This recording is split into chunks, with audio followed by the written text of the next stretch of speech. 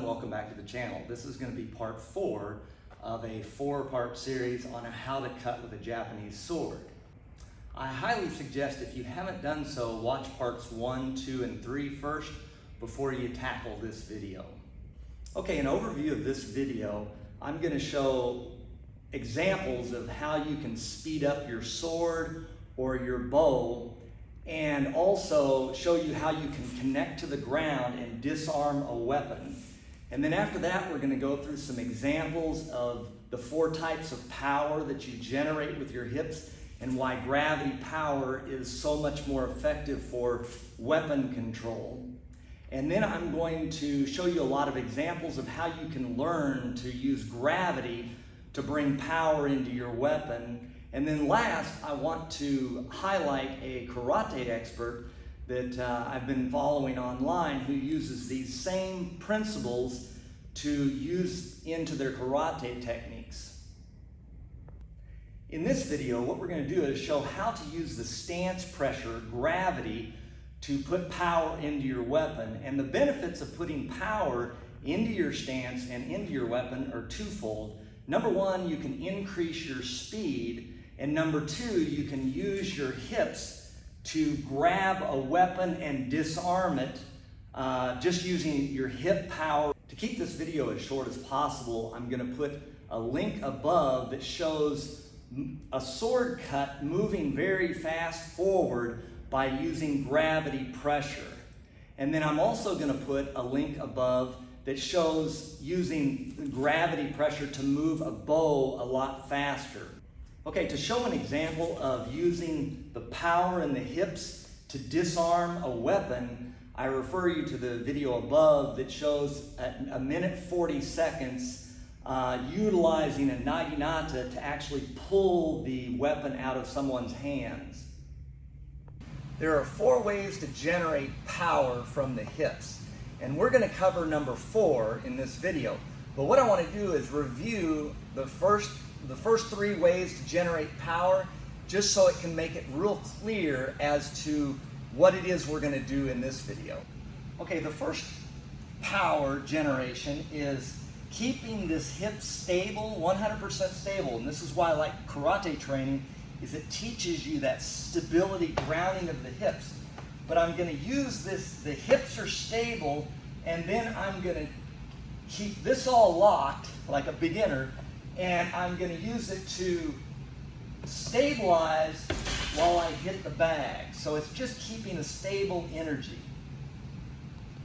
That would be the same as if I stabilize my energy, like what a lot of Iaido katas do this. You stabilize your energy, and from this stability, then you have a sword cut. Okay, so the next hip energy beyond stabilizing is moving forward. Okay, so as I move forward, I hit the bag with energy going forward. So as I'm stable, then I step and move the bag just from a gliding motion.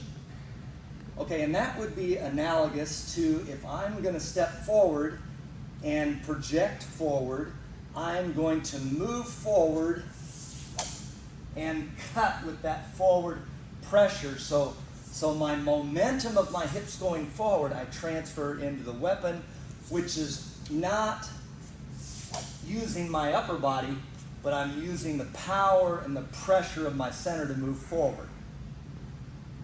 Okay, now the next pressure that I want to show, or power from the hips, is a rising power.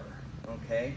And I think the most famous example of that is if you watch Bruce Lee in his videos, you can see him start compressed, and then he's rising up into, so when he's down, he's compressed, and he actually rises up and hits the bag like that. So it's a rising pressure. 1. Okay, so kendo is a good example of that same rising pressure. So they might start here and it's all linear, but it's rising up as they're moving forward because they're only worried about speed forward and backwards. 1.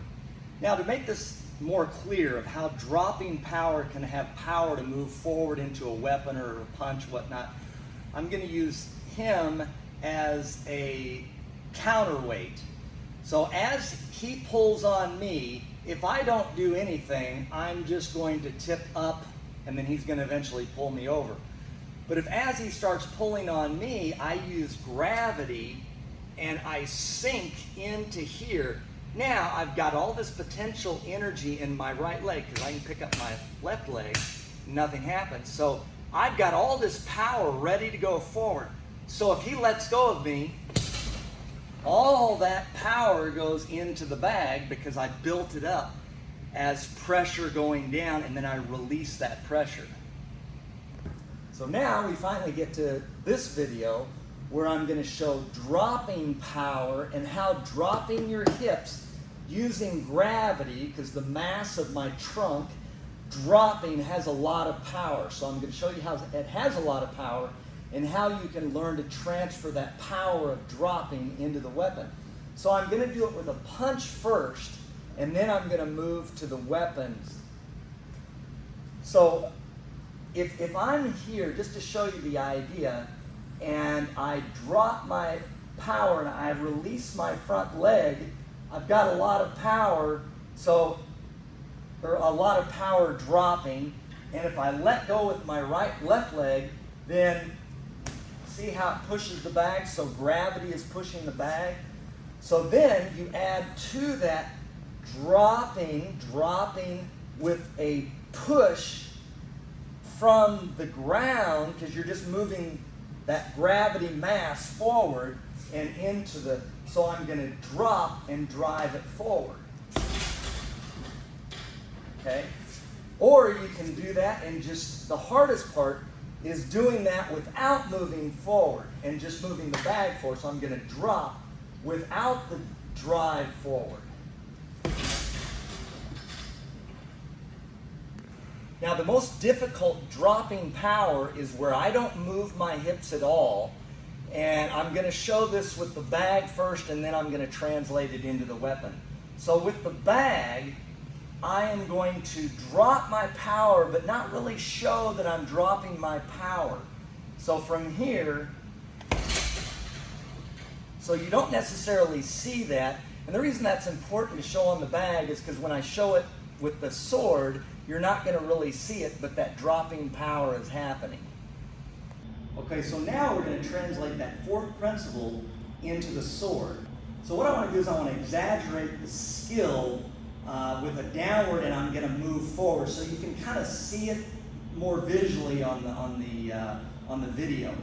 So now I'm going to drop my power and press it forward. And then as I do that, I'm not going to just waste it in moving forward. I'm going to transfer that up through my body, into my elbows, and into the cut, so that the power that I generated from gravity dropping actually propels into my weapon.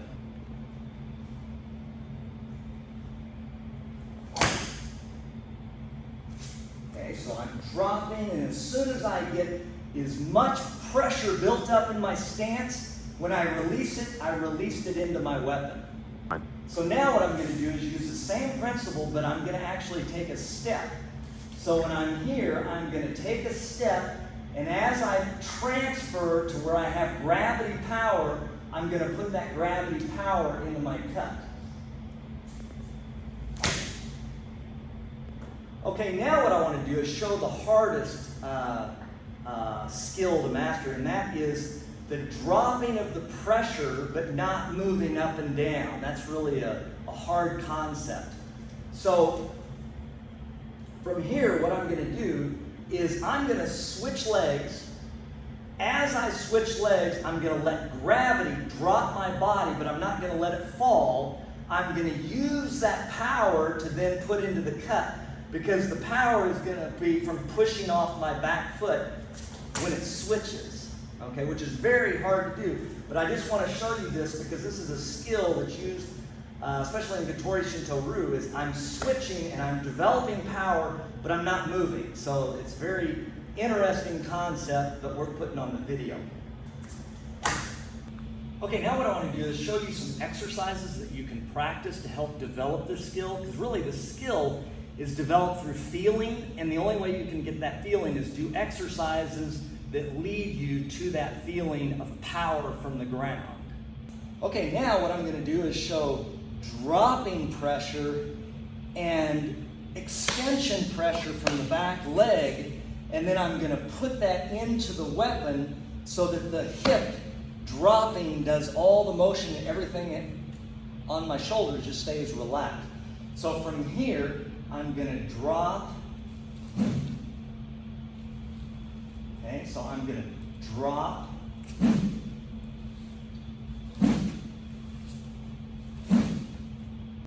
So now what I want to do is I want to show the dropping power, but it can come off the front foot just as well. So I'm going to drop and push off the front foot. Keep my upper body relaxed and let the pressure go from my hips up into my weapon.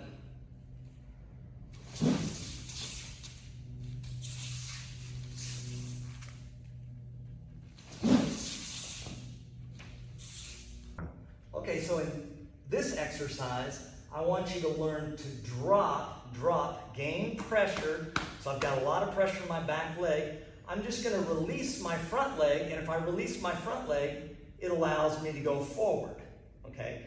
And then when I get to this leg, I can then keep going forward. So in the next video, I'm going to show you how to keep dropping and driving forward and keep driving forward without stopping so that your stance is continually dropping. And if you don't have a bow, you can just use a regular belt. And what you do is you put the belt around you, and then your partner will stand behind you, and then as I drop, so as I drop and build pressure in the back foot, then I'm just gonna, once I get gravity working for me, I'm just gonna push off the front foot. So that power that I'm developing, you'll learn to transfer into your weapon, your sword, your bow, naginata. So now, like in the last video, or video number 3, where we compressed with the medicine ball, and then compress, and then throw with the leg, and it's just a straight opening. Now with this one, I want you to try to compress, and then as my hips come forward, I'm gonna throw the ball. So as he throws towards me, I'm going to catch and move forward. So you can also do the medicine ball to practice the dropping of gravity and throwing the medicine ball. Okay, one of the problems you're going to run into is as you develop the power and push that into the weapon, you're going to get into a stance that's very stable maybe, but you can't move out of that without shifting a lot. So what I'm going to do in the next video is show transfer of power, meaning when I am dropping and pushing, when I get finished pushing off one leg, I can drop and push off the other leg. I'm going to clear his weapon out and cut him, but if I don't have the right stance control, then I'm not going to be able to have any power left for the cut. So in the next video, I'm going to cover how can I move forward, keep the pressure going forward, and then when I get to the next stance, I still have pressure to move into the weapon. So you have basically continual pressure throughout your technique, whether you're going backwards, forwards. If you want to see future videos, I highly suggest you subscribing to the channel and then hitting the bell, because if you don't hit that bell, it won't notify you when another video is available. Okay, now in karate, you can use the same principle of dropping and pushing power through my body to move something as heavy as a weight and into a block.